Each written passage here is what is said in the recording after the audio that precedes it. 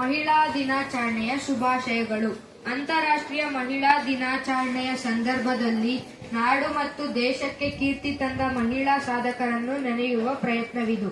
ಇದು ಕರ್ನಾಟಕದ ಮತ್ತು ಭಾರತದ ವಿವಿಧ ಕ್ಷೇತ್ರಗಳ ಮಹಿಳಾ ರತ್ನಗಳ ಸಂಕ್ಷಿಪ್ತ ಪರಿಚಯವನ್ನು ನಮ್ಮ ಸಹಪಾಠಿಗಳು ಪರಿಚಯಿಸಿಕೊಡಲಿದ್ದಾರೆ. ನಾನು ಸಾವಿತ್ರಿಬಾಯಿ ಫುಲೆ, ಭಾರತ ದೇಶದ ಮೊಟ್ಟಮೊದಲ ಮಹಿಳಾ ಶಿಕ್ಷಕಿ, ಸಮಾಜ ಸುಧಾರಕಿ ಹಾಗೂ ಕವಯಿತ್ರಿ.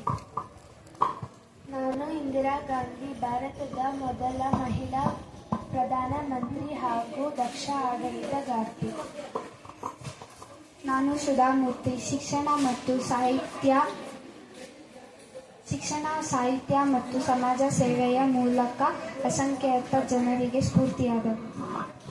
ನಾನು ಮದರ್ ತೆರೇಸಾ, ಕೋಲ್ಕತ್ತಾದಲ್ಲಿ ಬಡವರು ಮತ್ತು ರೋಗಿಗಳ ಸೇವೆಗೆ ನನ್ನ ಜೀವನವನ್ನು ಮುಡಿಪಾಗಿಟ್ಟ ಕ್ಯಾಥೋಲಿಕ್ ಸನ್ಯಾಸಿನಿ.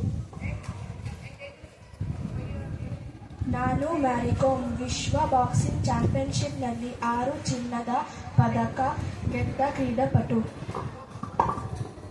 ನಾನು ಒನಕೆ ಓಬವ್ವ, ಚಿತ್ರದುರ್ಗದ ಪಾಳೇಗಾರ, ಮದಕರಿ ನಾಯಕನ ಆಳ್ವಿಕೆಯಲ್ಲಿ ಹೈದರಾಲಿಯ ಸೈನ್ಯದೊಡನೆ ಒನಕೆಯಿಂದ ಹೋರಾಡಿದ ವೀರಾವನತೆ.